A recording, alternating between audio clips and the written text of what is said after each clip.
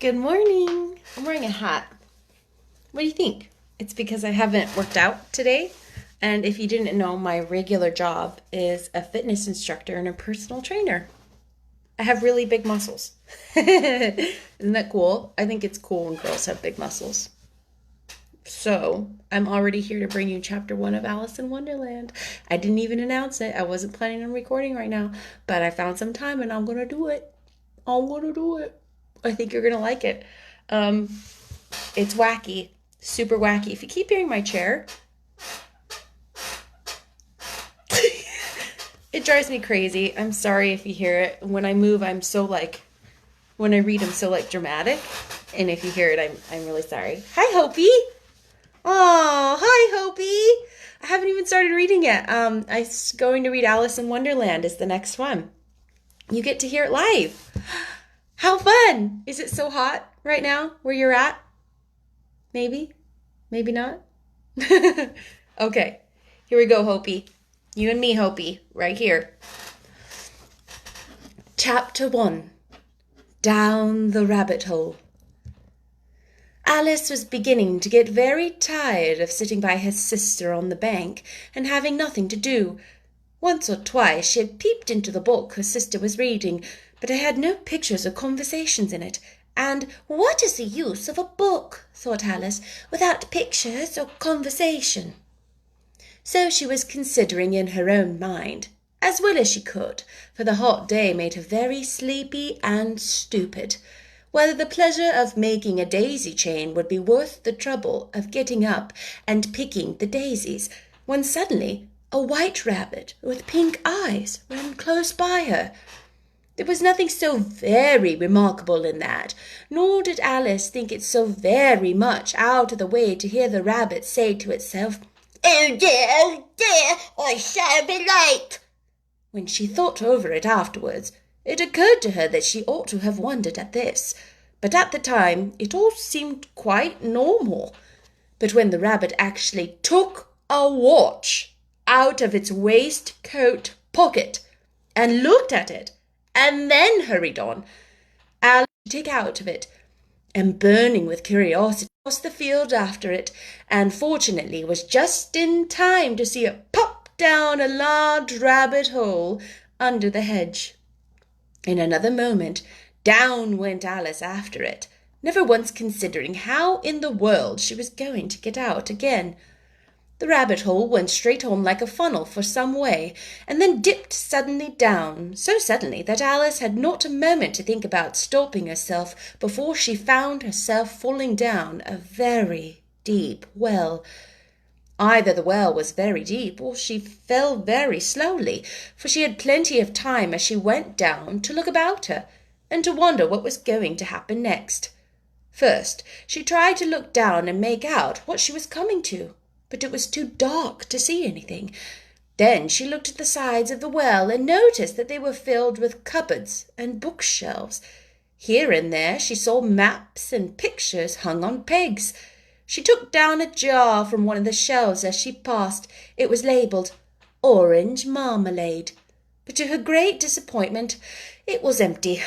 She did not like to drop the jar for fear of killing somebody, so managed to put it into one of the cupboards as she fell past it. "Well," thought Alice to herself, "after such a fall as this, I shall think of nothing of tumbling downstairs. How brave they'll all think of me at home. Why, I wouldn't say anything about it, even if I fell off the top of the house," which was very likely true. Down, down, down. Would the fall never come to an end? "I wonder how many miles I've fallen by this time," she said aloud. "I must be getting somewhere near the centre of the earth. Let me see. That would be 4,000 miles down, I think." For, you see, Alice had learnt several things of this sort in her lessons in the schoolroom. And though this was not a very good opportunity for showing off her knowledge, as there was no one to listen to her, still it was very good practice to say it over. "Yes, that's about the right distance, but then I wonder what latitude and longitude I've got to." Alice had no idea what latitude or longitude either, but thought they were nice grand words to say. Presently she began again. I wonder if I shall fall right through the earth. How funny it'll seem to come out to the people that walk with their heads downward. The antipathies, I think. She was rather glad there was no one listening at this time, as it didn't sound at all the right word. But I shall ask them what the name of the country is, you know. Please, Mum, is this New Zealand or Australia? And she tried to curtsy as she spoke. Fancy curtsying as you're falling through the air. Do you think you could manage it? And what an ignorant little girl she'll think me for asking. No, it'll never do to ask. Perhaps I shall see it written up somewhere. Down, down, down. There was nothing else to do, so Alice soon began talking again. Dinah'll miss me very much tonight, I should think. Dinah was the cat. I hope they'll remember her saucer of milk at tea time. Dinah, my dear, I wish you were down here with me. There are no mice in the air, I'm afraid, but you might catch a bat, and that's very much like a mouse, you know. Do cats eat bats, I wonder? And here Alice began to get rather sleepy and went on saying to herself in a dreamy sort of way, Do cats eat bats? Do cats eat bats? And sometimes, do bats eat cats? For you see, as she couldn't answer either question, it didn't much matter which way she put it. She felt that as she was dozing off, and had just begun to dream that she was walking hand in hand with Dinah, and saying to her very earnestly, Now, Dinah, tell me the truth. Did you ever eat a bat? When suddenly, thump, thump, down she came upon a heap of sticks and dry leaves, and the fall was over. Alice was not a bit hurt, and she jumped up to her feet in a moment. She looked up, but it was all dark overhead. Before her was another long passage, and the white rabbit was still in sight, hurrying down it. There was not a moment to be lost. Away went Alice like the wind, and was just in time to hear it say as it turned the corner, Oh, my ears and whiskers, how late it's getting! She was close behind it when she turned the corner, but the rabbit was no longer to be seen. She found herself in a long, low hall, which was lit up by a row of lamps hanging from the roof. There were doors all round the hall, but they were all locked, and when Alice had been all the way down one side and up the other, trying every door, she walked sadly down the middle, wondering how she was ever going to get out again. Suddenly she came upon a three-legged table, all made of solid glass. There was nothing on it except a tiny golden key, and Alice's first thought was that it might belong to one of the doors of the hall. But alas, either the locks were too large or the key was too small. But at any rate, it would not open any of them. However, on the second time round she came upon a low curtain she had not noticed before, and behind it was a little door about 15 inches high. She tried the little golden key in the lock, and to her great delight, it fitted. Alice opened the door and found that it led into a small passage, not much larger than a rat-hole. She knelt down and looked along the passage into the loveliest garden you ever saw. How she longed to get out of that dark hall and wander about among those beds of bright flowers and those cool fountains, but she could not even get her head through the doorway. And if my head won't go through, thought poor Alice, it would be very little use without my shoulders. Oh, how I wish I could shut up like a telescope. I think I could if only I knew how to begin. For you see, so many out-of-the-way things had happened lately that Alice had begun to think that very few things indeed were really impossible. There seemed to be no use in waiting by the little door, so she went back to the table, half hoping she might find another key on it, or at any rate a book of rules for shutting people up like telescopes. This time she found a little bottle on it, which certainly was not there before, said Alice. And round the neck of the bottle was a paper label with the words, "Drink me," beautifully printed on it with large letters. It was all very well to say, "Drink me," but the wise little Alice was not going to do that in a hurry. "No, I'll look first," she said, "and see whether it's marked poison or not." For she had read several nice little histories about children who had got burnt and eaten up by wild beasts and other unpleasant things because they would not remember the simple rules their friends had taught them, such as that a very red-hot poker will burn you if you hold it too long, and that if you cut your finger very deeply with a knife, it usually bleeds. And so she had never forgotten that if you drink much from a bottle marked poison, it is almost certain to disagree with you sooner or later. However, this bottle was not marked poison, so Alice ventured to taste it, finding it very nice. It had, in fact, a sort of mixed flavour of cherry tart, custard, pineapple, roast turkey, toffee, and hot buttered toast. She very soon finished it off. "What a curious feeling," said Alice. "I must be shutting up like a telescope." And so it was indeed. She was now only 10 inches high, and her face brightened up at the thought that she was now the right size for going through the little door into that lovely garden. First, however, she waited for a few minutes to see if she was going to shrink any further. She felt a little nervous about this.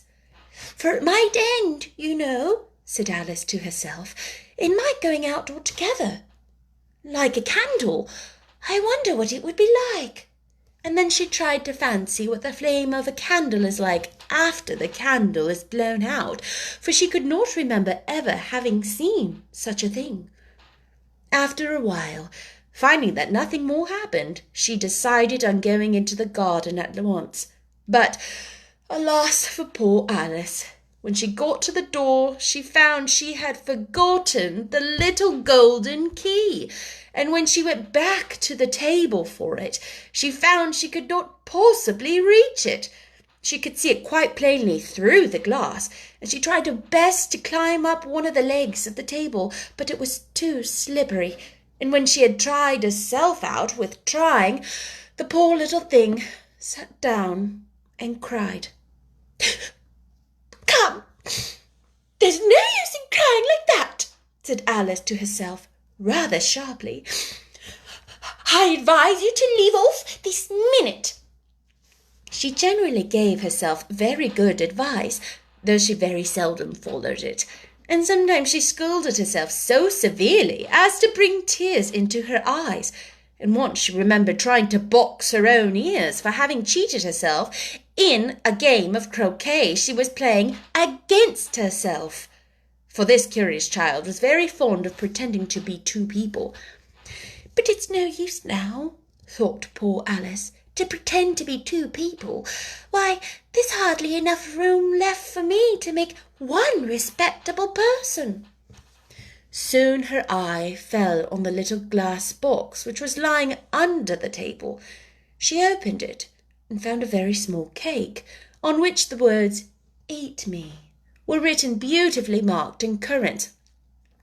"Well, I'll eat it," said Alice, "and if it makes me grow stronger, I can reach the key, and if it makes me grow smaller, I can creep under the door. So, either way, I'll get into the garden, and I don't care which happens."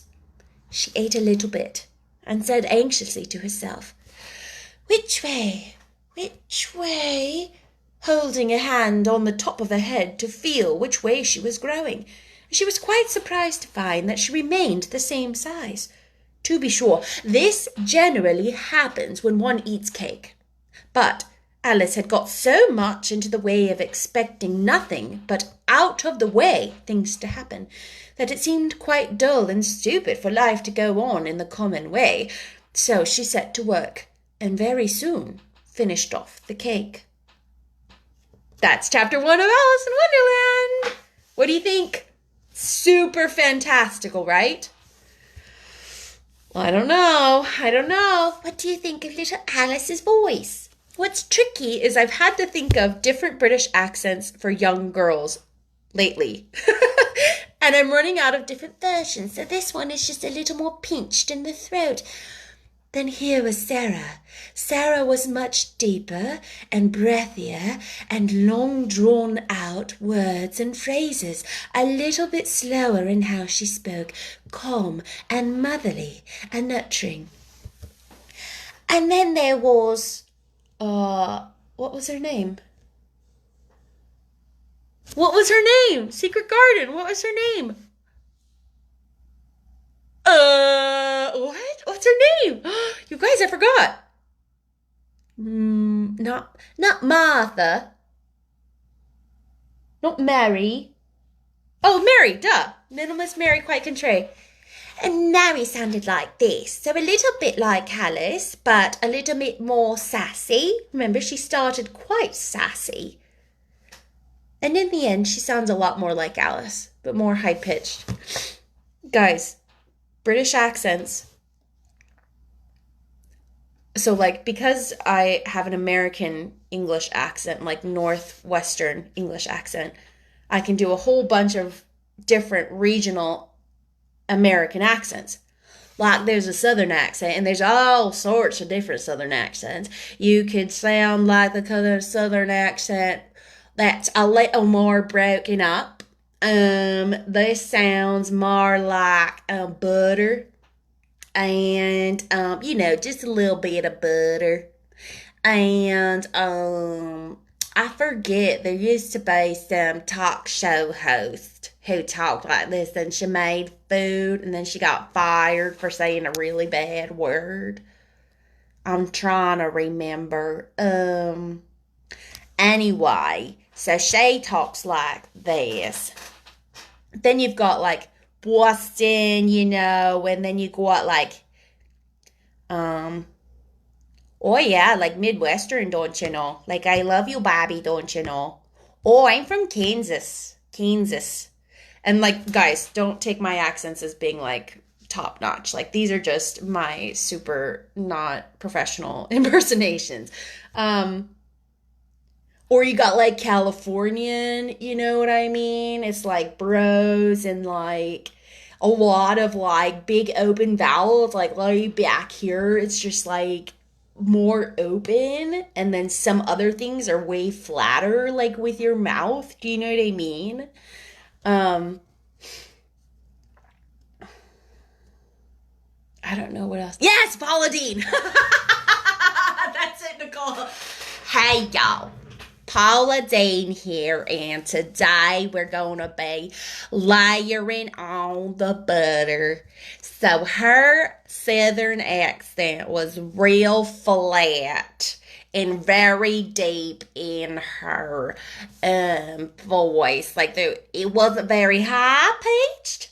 It was right down here, and a lot of things that a lot of other people would say as one syllable would be two for her. So, for example, here instead of here. Oh, I'm gonna go here. Oh, I'm gonna go here. Makes sense? So you could. I'm done with the chapter. You can totally hop off if you are. But as I'm saying these things, voice acting, some people have asked me this, like how I think of how to do the voices. A lot of times, I think 50%, if not more, of the skill or talent of being able to impersonate voices is being able to really hear what you're hearing. So as you listen to something, if you can't hear what they're doing with their mouth, if you don't have the skill or talent to pick up on the patterns, like, oh, I'm hearing a lot of This word, I'm hearing a lot of where they're placing the sounds. I'm hearing that a lot of it's really open back here. I'm hearing that they're saying these vowels in this way. If you can't pick up on those things, then it's really, you can't imitate it, right? Because you don't know what you're imitating. Um, so some people can be taught, okay, I'm going to sit down with you and specifically say it like this, shape your mouth like this, say your O's like this. For example, when I was learning my Indian accent, a lot of the things, so instead of saying t with your tongue out your teeth, you say d with your tongue at the roof of your mouth on the inside. At the roof of your mouth on the inside, the inside. So instead of your S being with your teeth at your tongue, S, it's S. Your tongue on the inside of the roof of your mouth. Does that make sense? So try saying, hello, my name is Laura. R's are ruled, so like a soft D. Like in most other languages, English, American English is one of the only countries that has R. Like Japanese, Korean, it's a d. And again, that's back here.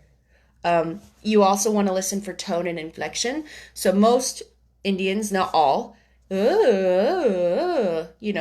goes a lot more up and down. When I did the Indian accent for Sarah Crew, the little princess, I chose not to make it go up and down because I deliberately did not want to make it sound too stereotypical or almost comical or kitschy, right? Because I perceived Dandas Sahib to be a really dignified, very like put together person. And so I did not imagine that his inflection would be this way. I imagined, Sahib, that everything he said would be very profound and it would be great, instead of quite, great, so more forward. A lot of things are more forward in the mouth. If you listen to the Japanese accent, or every word has, in Japanese, every word sound has a vowel sound after finish word. So then, if I say, hello, how are you today? Day, instead of day, how are you today? How are you today? So then, instead of the, there's no the, it's da.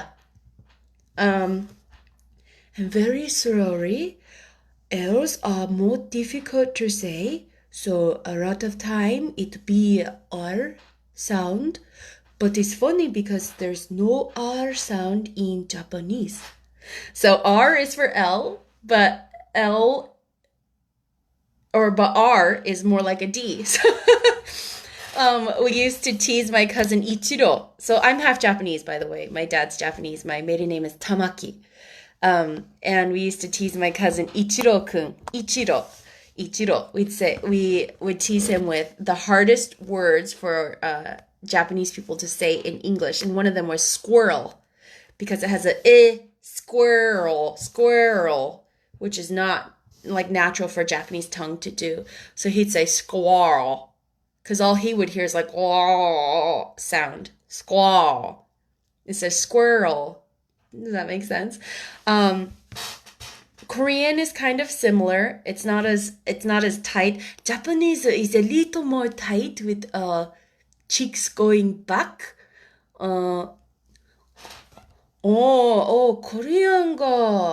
a lot more open back here, but you hear similarities. But when listening, you hear more sound instead of it's more more open back here in this area inside your mouth.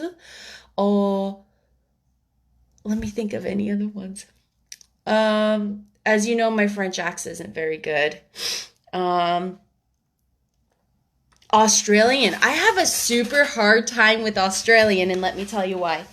It's too similar to the British accent, okay? But what I will say about the Australian accent is that it's a bit of, I try to think of English, like UK London English mixed with South African. That's what I try to mash together. And sometimes I'm bang on, and sometimes I'm really bad. And before I know it, I see, oh, no. Before I know it, oh, that was rough. It's not one like the British accent. I can speak with my narrator voice without thinking about how I'm forming each word. I can just do it. But if I were to speak in an Australian accent, like, for example, and so it was intended. She was now only 10 inches high, and her face brightened up at the thought that she was now the right size for going through the little door into that lovely garden. It's not quite right. I haven't had enough personal interaction or enough listening myself, and it's not distinct enough in my mind from the UK London and from South African New Zealand accent. And even those have their differences. Like if you're from East, West, different regions, like in my mind, I am not well enough versed or educated to be able to differentiate like I can with American accents, because obviously being American, like I've had way more experience listening to those accents. Does that make sense? One of my other favorite things to do is imitate people. If you ever want me to imitate you, just let me know. And it doesn't come from a place of like, oh my gosh, you're so ridiculous, like I'm going to make fun of you and imitate you. For me personally, it comes from a place of like, this is what I enjoy doing. This is something I naturally hear what things that you say repetitively. You know, I naturally hear you say a lot, you do this with your hand. I'm trying to think of what a good example is. Like, for example, my amazing, super adorable, love her mother-in-law always says, well, gal. That's one of my favorite things that she says, well, gal. Well, gal. Just little things like that you don't really think that you say often because it's you know, or mannerisms that you have.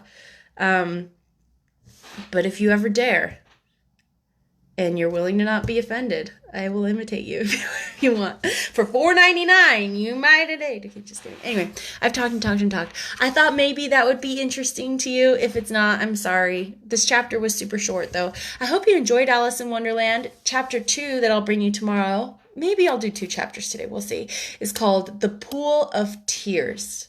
The Pool of Tears. We'll see. I don't know how I feel about super fantastical books. I like to be able to connect with the character more, you know? Like, if it's not based in reality, I get kind of... It's harder for me to, like, feel the story. But anyway, it should be fun, that's for sure. Okay, bye!